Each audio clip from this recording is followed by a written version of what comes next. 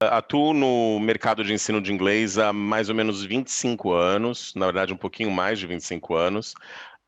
E nesse período eu tive a oportunidade de trabalhar com frentes muito diversas. Eu trabalhei como professor das mais diferentes idades, dando aula de inglês para criança, adolescente, adulto, diferentes perfis de alunos, então preparatório para exame, inglês para negócios, inglês geral. E acabei também abraçando desafios relacionados à formação de professor, coordenação de escola, desenvolvimento de material, aplicação de exames. Então, nesses anos, eu acabei escrevendo materiais didáticos, eu tenho algumas séries de livros didáticos para a escola regular, escrevi também alguns livros de metodologia. Eu tenho um livro sobre capacitação de professores, né, como atuar com formação de docentes. Eu tenho um livro sobre princípios básicos de ensino de inglês e um livro sobre avaliação dentro do ensino de inglês. São os meus três títulos de metodologia. Também trabalhei bastante tempo como examinador para a Universidade de Cambridge, trabalhei como autor de perguntas para bancas de concurso público no Brasil, né, na área de ensino de inglês. Também sou tutor de mestrado pela Universidade de Chichester e trabalho, assim, nos últimos anos bastante com gestão educacional.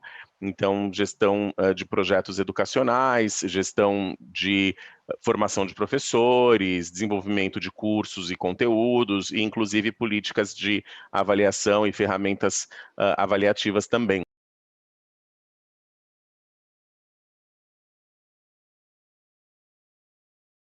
Na verdade, assim, atualmente a gente tem encontrado algumas organizações, algumas instituições que têm se posicionado de forma um pouco mais vanguardista, de uma forma um pouco mais ousada, digamos, no que tange os paradigmas de avaliação.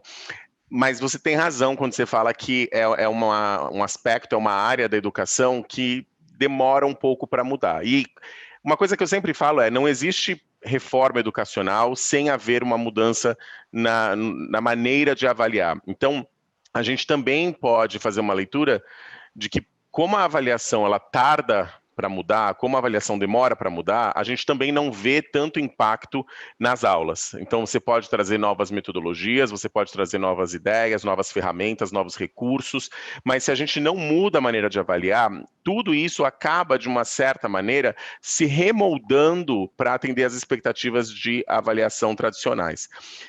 Na minha visão, na minha experiência, um dos motivos pelos quais é tão difícil a gente mudar a avaliação é exatamente a questão da expectativa das partes envolvidas.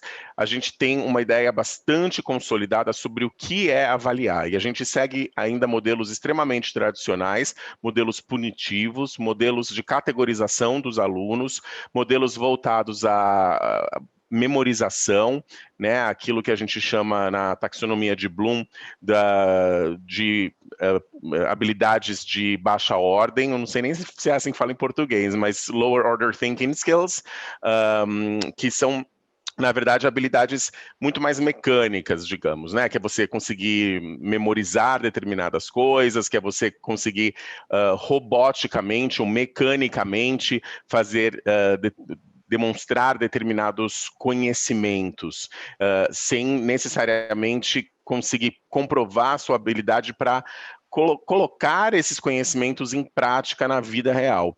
Então, tem um fator forte, que é, como eu disse, essa questão da expectativa. Então, famílias, alunos, professores ainda esperam o dia da prova, né? Então, se você propõe um curso com um paradigma de avaliação diferente, muitas vezes as pessoas envolvidas falam: tá, muito legal isso, mas cadê a prova? Como que eu vou saber se eu aprendi? Qual que é a minha nota? Qual que é o número, né, que me qualifica?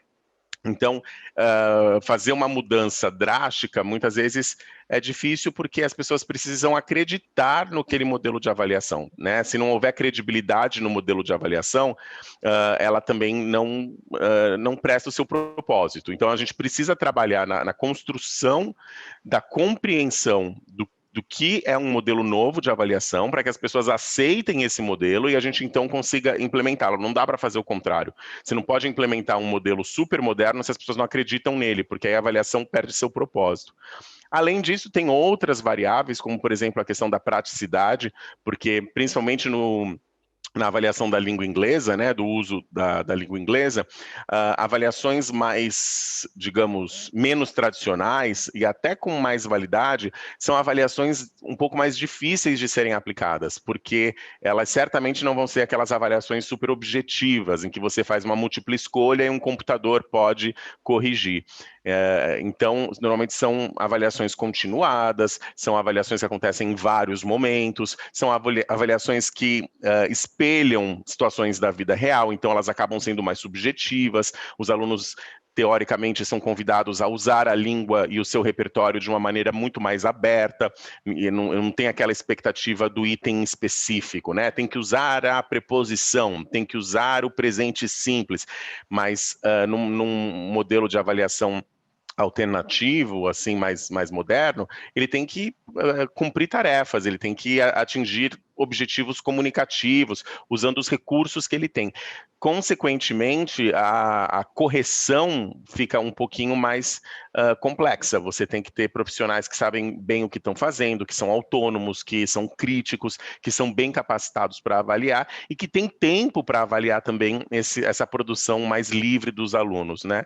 Então, eu acho que esses são alguns dos motivos principais que impedem que a gente tenha uma revolução maior e mais rápida nos modelos de avaliação e, consequentemente, na maneira que a gente dá aula também. Eu acho que dá para ver instituições experimentando um pouco mais em todos os níveis, em todas as frentes. Talvez com graus diferentes de intensidade, né? O que é muito curioso é que a gente, na educação infantil, por exemplo, a gente tem um modelo muito mais humanizado, muito mais positivo de avaliação, que vai se perdendo conforme a gente vai ficando mais maduro, numa tentativa, que aí na minha concepção é uma tentativa um pouco errada, de tentar preparar o aluno para a vida, né? Então, tem que ter prova, porque na vida ele vai ter que fazer provas. Se você parar para pensar, assim, tirando a escola, quantas provas assim, você teve que realmente fazer, assim, sentar num dia específico, com um horário específico, sendo monitorado, são momentos muito limitados, né? Então, até esse questionamento que eu sempre proponho, que é o aluno tem que fazer a prova, porque na vida ele fará muitas provas, eu sempre tento elencar, assim, quais são esses momentos em que a gente faz essa prova nessa condição, desse jeito. Então, qual é a vantagem que a gente tem, na verdade, que a gente traz para o aluno de colocá-lo nessa situação? E, ironicamente, a gente vai perdendo essa avaliação mais holística, essa avaliação mais humanizada, mais positiva, que é mais tradicional, digamos, na educação infantil. E conforme os alunos vão atingindo níveis diferentes de maturidade, a gente vai ficando cada vez mais formal, né?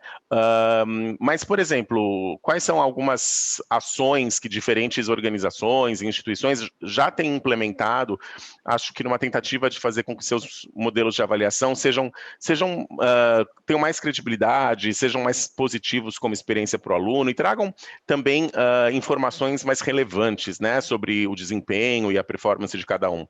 Um modelo que aí é encontrado em várias frentes, seja no ensino universitário, em cursos de inglês, ou em aulas de inglês, ou em aulas regulares na educação básica, é, por exemplo, fazer pedir para os alunos fazerem portfólios, né? Então, a avaliação por portfólio, ela já aparece em alguns contextos com maior ou com menor força.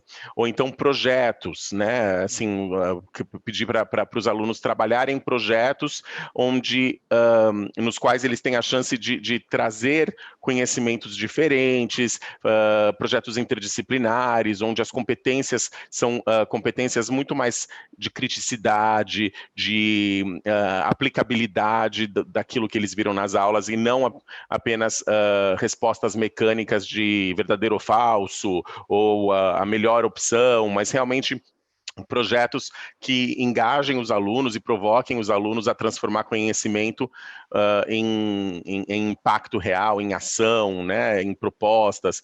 Então, em todos esses níveis, eu já vejo um pouquinho mais da presença de portfólio, já vejo, né, em alguns contextos, bastante projeto, entrando como parte da avaliação. O seu artigo, traduzindo para o português, avaliação tradicional e suas características, o senhor chama atenção para as provas de múltipla escolha, uma das formas tradicionais de avaliação mais comum em sala de aula no Brasil. Trabalhar mais as provas discursivas, ainda que não seja um método inovador, poderia ser uma forma mais adequada de avaliar o aluno? Quando a gente fala em forma mais adequada de avaliar o aluno, a gente tem sempre que levar em consideração todas as variáveis envolvidas, né? Então, assim, tudo depende do que a gente quer com aquela avaliação. Eu brinco muito com a questão de múltipla escolha, porque é um tipo de exercício, é um tipo de atividade muito popular, relativamente fácil de construir, né? Fazer uma prova de múltipla escolha boa é difícil, mas normalmente as pessoas se sentem mais seguras, por exemplo, montando uma prova de múltipla escolha, e certamente muito mais fácil de corrigir. Então, ela acaba ficando meio que como uma opção segura para todos os contextos. A questão de múltipla escolha, por exemplo, ela tem algumas características que fazem com que ela seja adequada para certos contextos. Por exemplo, ela é muito objetiva, ela é fácil de corrigir. Então, por exemplo, se você tem um contexto no qual você trabalha com 300 alunos, e aí você precisa aplicar provas regularmente para os 300 alunos e você vai corrigir essas provas sozinha, né? Então, nesse caso, a múltipla escolha pode ser uma opção adequada por causa de limitações de praticidade. No entanto, no que tange a questão de validity, né, de validade mesmo, de testar aquilo que você alega estar ensinando, quando a gente fala de ensino de inglês, por exemplo, a múltipla escolha é altamente questionável. E aí sim, uma prova discursiva pode fazer muito mais sentido, porque, de novo, né, a avaliação, ela teoricamente deveria sempre mostrar para a gente o sucesso do aprendizado, né, naquele processo. Quer dizer, na verdade, a avaliação, ela deveria, no meu sonho ideal, ela deveria ensinar, ela deveria ser, a gente fala de avaliação de aprendizagem, avaliação para a aprendizagem e avaliação como aprendizagem. O meu sonho é a avaliação ser integrada em todas as frentes como aprendizagem. Então, todo momento de avaliação é também um momento de aprendizado. Ele não está só checando, ele está ensinando. E aí, nesse caso, a múltipla escolha ela acaba ficando um pouco limitada, porque ela é extremamente objetiva e a gente pode questionar que ela está ensinando o quê, né? E ela está testando o quê exatamente? O quanto que uma múltipla escolha espelha a vida real? O quanto que um exercício de escolher A, B, C ou D, que você pode chutar, que você pode ir por eliminação, que você pode usar outras estratégias que não sejam necessariamente a sua habilidade de transformar informação em conhecimento, conhecimento em ação.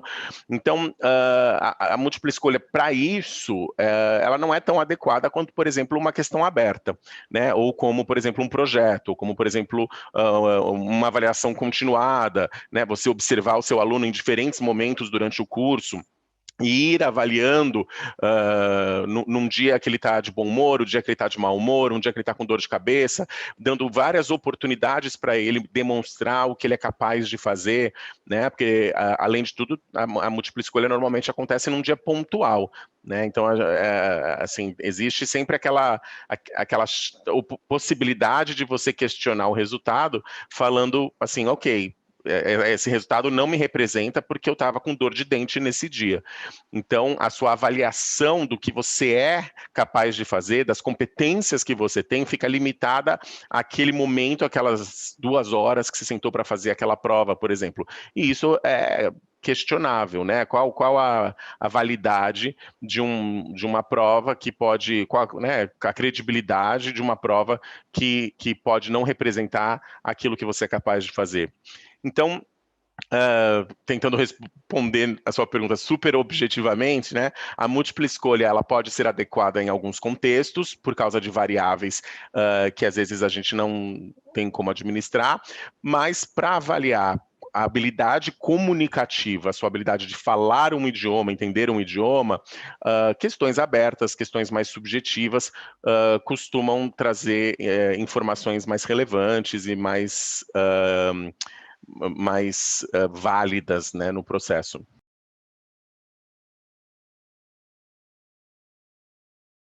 Tem uma série de coisas que a gente elenca, né, como na comparação de um paradigma mais tradicional para um paradigma mais alternativo, assim, diferente, né? Um caso simples que eu já mencionei aqui na nossa conversa é, na avaliação tradicional, você sempre tem uma resposta certa, né? Então, a avaliação tradicional, normalmente, ela te dá o gabarito, né? Você sabe o que é certo, o que é errado, o professor tem um gabarito para usar. Num modelo de avaliação mais alternativo, mais moderno, digamos, não sei se moderno é a palavra certa, você não tem um modelo, uma resposta certa. Você tem respostas certas, né? Até porque a vida normalmente permite que a gente acerte de diferentes maneiras. Então, isso é uma característica forte. A avaliação mais tradicional, ela olha para trás, né? Ela tem um caráter somativo. Então, ela pega tudo que você aprendeu e dá uma nota de acordo com o seu desempenho naquele momento específico. Um modelo mais alternativo costuma olhar para frente. Então, você avalia para determinar o que você vai ensinar, quais são os próximos passos, como que o currículo, ou a abordagem, ou os recursos, o que você faz como professor e o que o aluno faz como aluno pode ser alterado para que o sucesso seja maior. Normalmente, num modelo mais tradicional, a gente foca muito no produto, né, no passar ou reprovar. E num modelo mais contemporâneo, mais alternativo, a gente foca mais no processo. Então, a gente costuma ter várias oportunidades de avaliação e não apenas datas específicas e demarcadas para que aquilo aconteça, né? Tipo 2 provas por semestre, por exemplo. No modelo mais alternativo, a gente teria uma série de oportunidades para o aluno mostrar o que ele aprendeu, o que ele é capaz de fazer, e sempre, né, com esse foco de olhar para frente. Entre outras coisas mais, assim, Então, esses são alguns dos pontos. a avaliação tradicional ela estaria mais para uma verdade absoluta e a avaliação alternativa estaria mais para o relativo, para o abstrato, para o mais aberto? Nunca tinha pensado nisso dessa maneira, mas eu acho que faz sentido. Eu acho que a avaliação da forma como ela foi construída historicamente, né? E isso também reflete muito o modelo educacional que a gente, como eu falei, não tem como desassociar a avaliação da prática educacional, né? Porque a gente é influenciado naturalmente na nossa maneira de lecionar e na maneira do aluno aprender pela avaliação que vai acontecer. Então, se você, né, muda a avaliação, isso imediatamente impacta o jeito que você vai dar aula e o jeito que o aluno aprende, né? E a gente vem de um modelo educacional de verdades absolutas, né? Assim, você não questiona o professor, o livro tem todas as respostas, você recebe um gabarito para a prova, isso é certo ou isso é errado. O aluno, assim, ainda no modelo super antigo, mas que permeia bastante da prática, o aluno, ele é aquela página em branco, né? Que o sistema educacional vai preencher, e essas são ideias muito tradicionais, são ideias, assim, bastante até ultrapassadas. E o modelo de avaliação que traz assim uma prova em um dia específico, que tem um gabarito, que é super objetiva, uma prova para a qual você pode estudar na noite anterior, decorando determinadas coisas, acaba sendo sim um modelo que determina uma verdade absoluta, né? Então, faz sentido. E num modelo mais alternativo, você quer que o aluno seja capaz de resolver problemas, você quer que o aluno use a sua criatividade, a sua habilidade de concatenar as ideias para chegar em soluções, colocar coisas em práticas, e aí, consequentemente, você trabalha mais no subjetivo, né? Você trabalha mais no inesperado, porque num modelo alternativo, você não consegue prever todas as respostas, né? E isso é algo que deveria ser muito bom.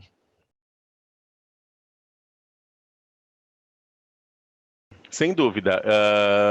Como eu falei, eu, né, trabalhando com avaliação, me propondo a estudar, né, me especializando em avaliação e fazendo construções mais alternativas e mais, tentando ser mais relevante em processo de avaliação, eu mesmo me pego, às vezes, com crenças muito consolidadas, muito fortes, porque foram muitos anos sendo avaliado de uma certa maneira e avaliando alunos da mesma maneira. Então, quando a gente encontra professores que resistem e questionam isso, não tem muita surpresa, é esperado, né? O professor também foi aluno, o professor também foi capacitado e educado O professor, instrumentalizado para perdão, fazer dessa maneira. O professor está muito acostumado a fazer de uma determinada maneira, e ele acabou, né, às vezes por força do hábito ou até por desconhecimento, né, porque a avaliação ela é muito pouco trabalhada em cursos de formação de professor.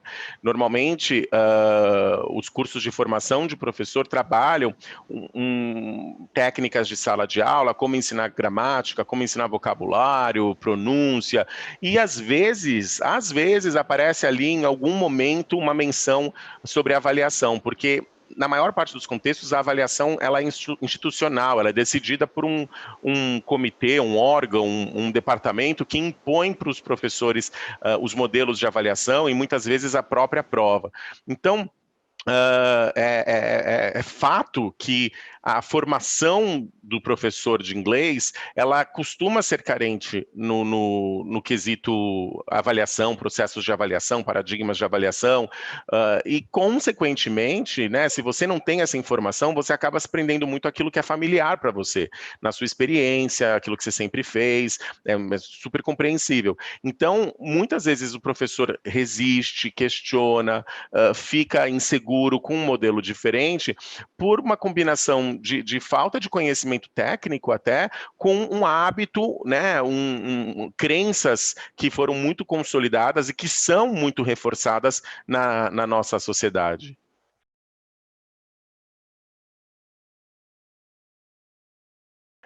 Os alunos são bastante resistentes também. É o que eu falei, assim, é curioso, né? Porque, na verdade, eles são resistentes porque eles vão sendo educados que ser avaliado é fazer uma prova e receber uma nota, né? Porque na educação infantil, por exemplo, se a gente só seguisse o modelo da educação infantil, talvez não existisse essa resistência, porque eles se acostumariam com esse modelo mais holístico, mais continuado de avaliação. Mas os alunos são, né, bastante resistentes.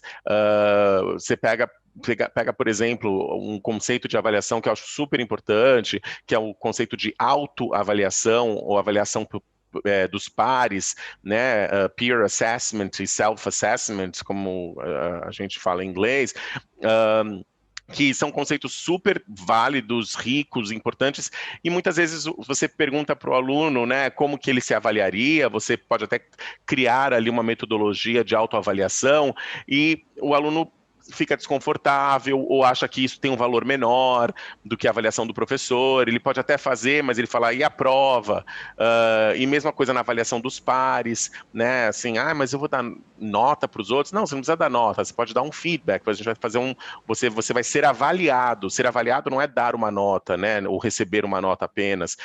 Mas então é um trabalho que eu vejo bastante desafiador, mas muito interessante, que é quebrar essa expectativa de que a gente, para saber o quão bem a gente desempenha alguma coisa, que a gente precise de uma prova pontual e um valor numérico que nos classifique.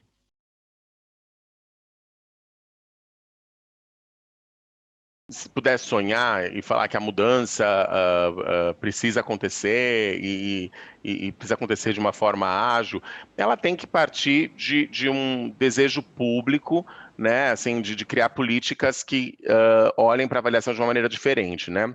Então, assim, eu diria que tem que partir de políticas públicas. A gente tem um peso muito grande ainda de avaliação tradicional, que tem assim, um impacto enorme na vida de milhões de adolescentes, que é o Enem e o vestibular, que acabam determinando a construção de todo o ensino médio, e hoje em dia Fundamental 2 até, né, às vezes tem expectativas dos pais com as crianças do Fundamental 1 delas já serem preparadas para o Enem, já serem preparadas para um vestibular, tem que ter múltipla escolha na terceira série para a criança já ir se acostumando a fazer esse tipo de prova. Então, eu acho que é difícil a gente ter uma mudança grande, real, se a gente não tiver assim, uma política pública que favorece uma avaliação diferente. Enquanto a gente tiver provas tão relevantes, tão importantes na vida das pessoas, que ainda são num modelo super tradicional, né, um modelo que informa a construção do conteúdo programático e das abordagens e das práticas docentes dos anos que preparam para aquela prova, né? No caso aí do ensino regular, é difícil a gente ver uma mudança maior, né? Eu acho que o que pode acontecer é a gente encontrar alguns grupos, algumas instituições que estimulem seus professores a terem um pouco mais de autonomia na construção dos seus modelos avaliativos, que criem um fórum para debates e reflexões sobre isso e que consiga, né, esses atores pontuais, assim, que eles consigam se distanciar um pouco dessa pressão, digamos, institucional e política de que o seu futuro vai ser determinado por uma prova que acontece em um dia, com questões de múltipla escolha, de um conteúdo acumulado. E se a gente tiver, talvez, aí esses grupos fazendo esse exercício filosófico e reflexivo e construindo alternativas, né, e se distanciando um pouco disso, a gente acho que é capaz de ver como já acontece ações muito legais de avaliação, mas para ter uma mudança maior, aí eu acredito que só através mesmo de políticas públicas e decisões mais amplas.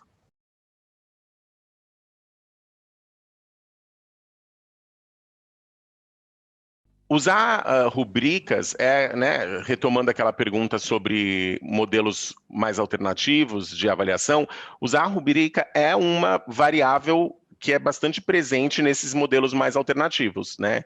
Então, ao invés de você ter um gabarito, você tem descritores, você tem critérios que orientam o avaliador ou o professor para que eles consigam olhar para o candidato, para o aluno, de uma maneira mais completa, né? Então, é uma ferramenta extremamente válida e acho que ela é fundamental para criar um bom nível de padronização sem limitar, sem colocar numa caixinha limitante o avaliador e o avaliado.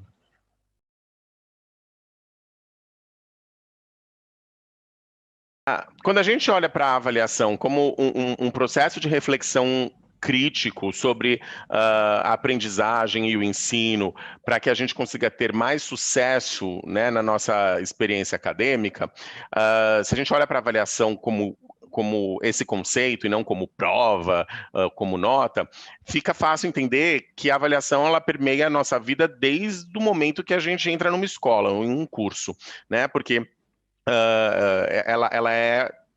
ela pode ser essa relação muito dinâmica entre professor, aluno, recursos, aprendizagem, conhecimento, e é algo bastante vivo. Consequentemente, para o aluno se aprender a se autoavaliar e avaliar os seus pares, nesse conceito de avaliação, que é um conceito mais leve, mais positivo, esse exercício deve começar desde sempre, né? Desde a primeira oportunidade.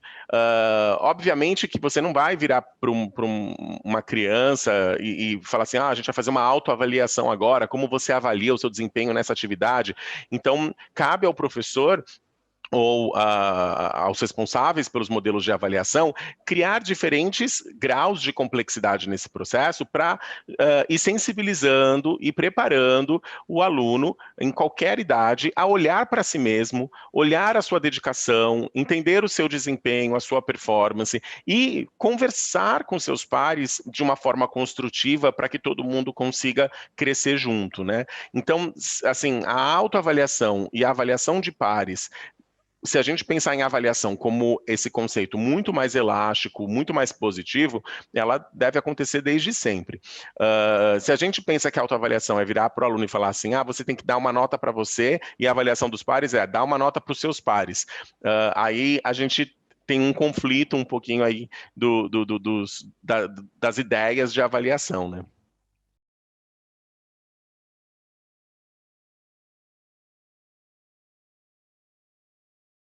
Eu, é, eu sou sempre muito a favor da avaliação que ensina, a avaliação que prepara o aluno para a vida real e a avaliação que representa aquilo que o aluno vai fazer no seu futuro.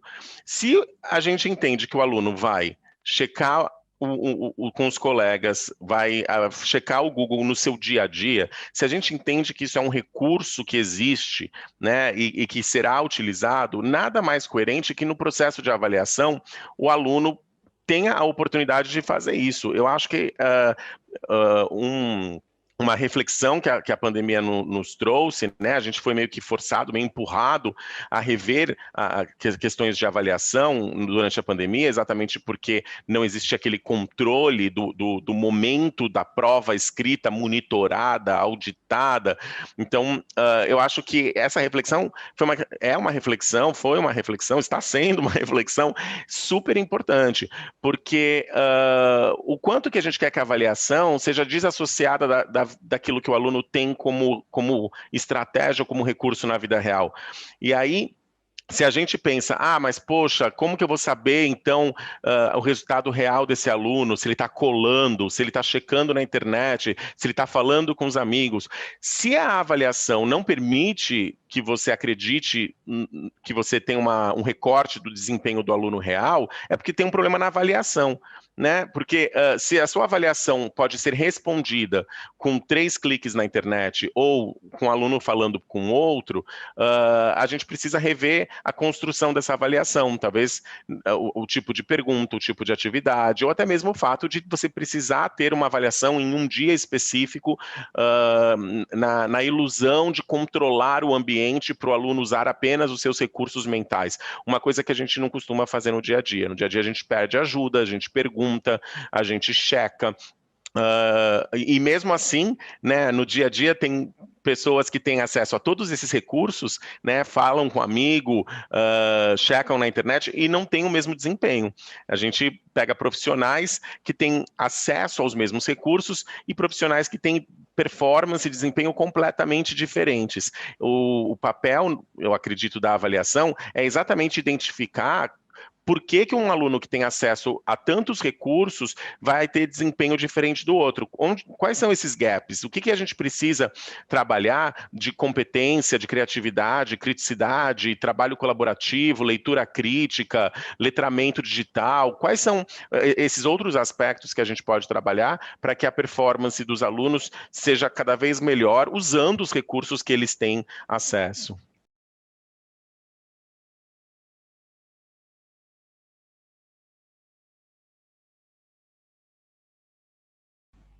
Eu acho que tudo volta para o propósito da avaliação, né? Por que que você avalia? Se você tem uma avaliação ou uma prova ou, né, que está lá, que existe para aprovar ou reprovar,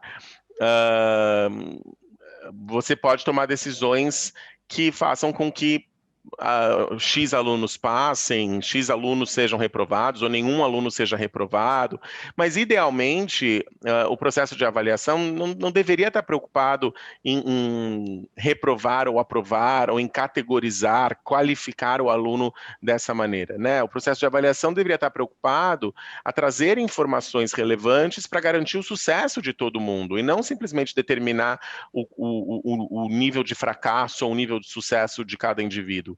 Então, eu acho que a construção de modelos de avaliação, sejam esses modelos dependentes de provas escritas ou modelos mais livres através de projetos e portfólios e avaliação continuada, são modelos que deveriam estar mais preocupados em enriquecer o processo de aprendizagem do que simplesmente classificar alunos como bons, médios e horríveis, né?